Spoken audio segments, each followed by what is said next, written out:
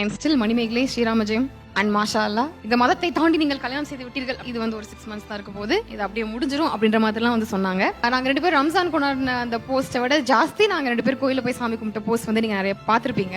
அது என் மனசு உண்மையா இருக்கிறதுனால தான் நாங்க 2 பேரும் ஹஸ்பண்ட் ஒய்ஃபா இருக்கோம். மேரேஜ் பண்ண ஃபர்ஸ்ட் டே 80% ஆஃப் பீப்புள் வந்து நல்லா ஓகே சூப்பர் அப்படின்ற மாதிரி ஒரு இந்த மதத்தை தாண்டி நீங்கள் கல்யாணம் செய்து விட்டீர்கள் அப்படின்ற ஒரு நல்ல கமெண்ட் போட்டாலும் இல்ல அப்படிங்கும்போது ஆட்டோமேட்டிக்கா விட்டு ஓடிடுவீங்க. ஒரு கிரஷ்ன்றதுனால நீங்க சேர்ந்துட்டீங்க. நாங்க 2 yearsம் போச்சு, 3 years ஆச்சு. பணம் இல்லை அப்படின்னா ஒண்ணுமே இல்லை உங்களுக்கு, உங்க வாழ்க்கை லைஃப் முடிய போகுதுன்னு சொன்னாங்க. அப்புறம் BMW வீடு எல்லாமே வந்துச்சு.